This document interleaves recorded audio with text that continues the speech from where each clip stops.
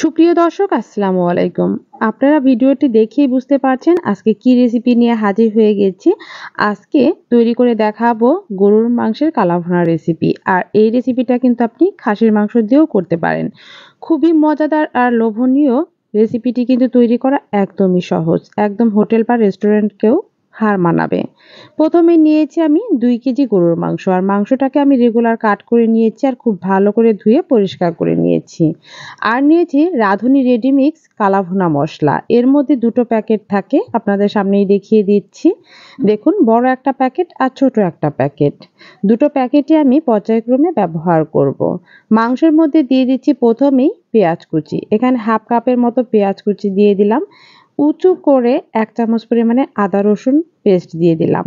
আর বড় যে প্যাকেটটা ছিল সম্পূর্ণ প্যাকেট মসলাটাই দিয়ে দিলাম।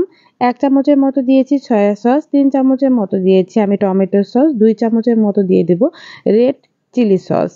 স্বাদ মতো কিছুটা পরিমাণে লবণ আর হাফ কাপ দিয়েছি সরিষার তেল। আদা রসুন বাটাটা কিন্তু না দিলেও হবে, শুধুমাত্র বড় প্যাকেট মসলাটা দিলেও হবে। তবে আমার কাছে মনে হয়েছে হালকা একটু আদা রসুন বাটাটা দিলে এর খাবারের টেস্টটা বেশি বাড়বে।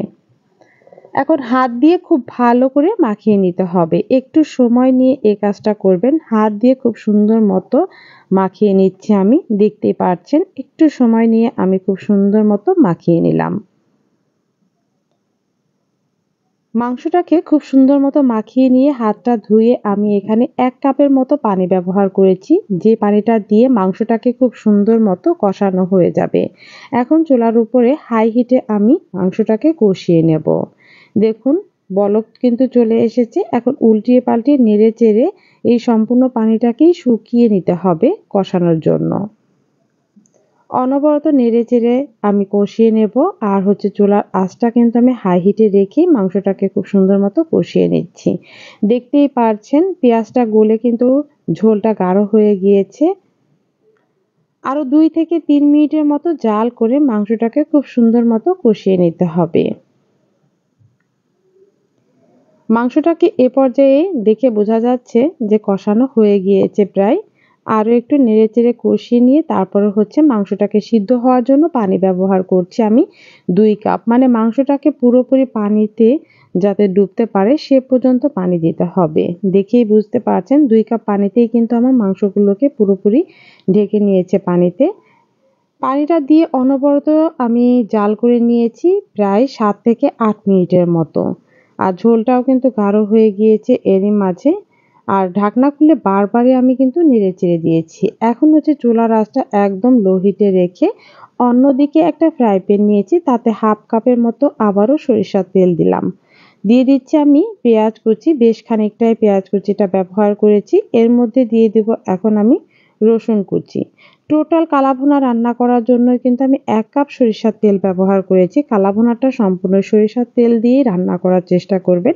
এতে অথেন্টিক যে টেস্টটা আসবে সেটাই আপনি কিন্তু পাবেন। এর মধ্যে রসুন কুচি দিয়েছি আর দিয়েছি আমি এখানে ৭ থেকে ৮ টার মতো শুকনো মরিচ। খুব সুন্দর মতো ফোড়ন দেব। আর ফোড়ন দেওয়ার জন্য কালারটা হলেই এর মধ্যে ২ চামচের মতো মাংস দিয়ে ঢাকনা দিয়ে ঢেকে দিচ্ছি। ঢেকে দেওয়ার কারণে ফোড়নের যে ঘ্রাণটা সেটা কিন্তু মাংসের মধ্যে চলে যাবে। আর অন্যদিকে যে মাংসটা আমি একদম লো হিটে রেখেছিলাম সের মধ্যে ছোট যে প্যাকেটটা ছিল মসলার সেই মসলাটুকুও দিয়ে দিলাম। দিয়ে আবারও খুব ভালো করে একটু নেড়েচেড়ে নিচ্ছি। খুব সুন্দর মতো নেড়েচেড়ে নিয়ে এর মধ্যে যে ফোড়নওয়ালা মাংসটা দিয়ে দেব। দিয়ে তারপর আবারও জাল করে নেব। কালাভুনা রান্না করার জন্য কিন্তু সময় নিয়ে একটু ধৈর্য ধরে রান্না করতে হবে। আপনি এটাকে খুব ভালো করে লো হিটে রেখে অনবরত নেড়ে চেড়ে একদম মাখা মাখা করে ফেলবেন। তখনই বুঝতে পারবেন যে কালাভুনাটা তৈরি হয়ে গিয়েছে।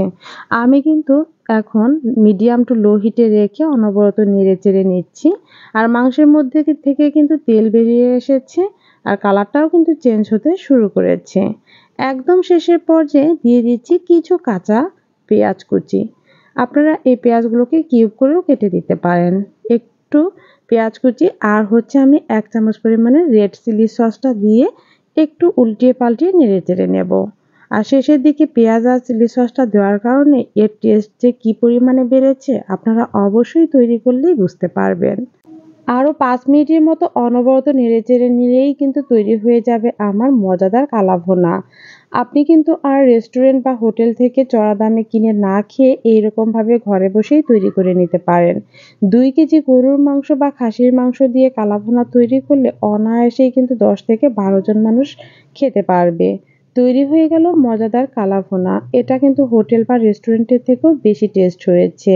আপনি আজই তৈরি করুন আর আমার সাথে অবশ্যই শেয়ার করবেন যে আপনার রেসিপিটা কেমন হলো।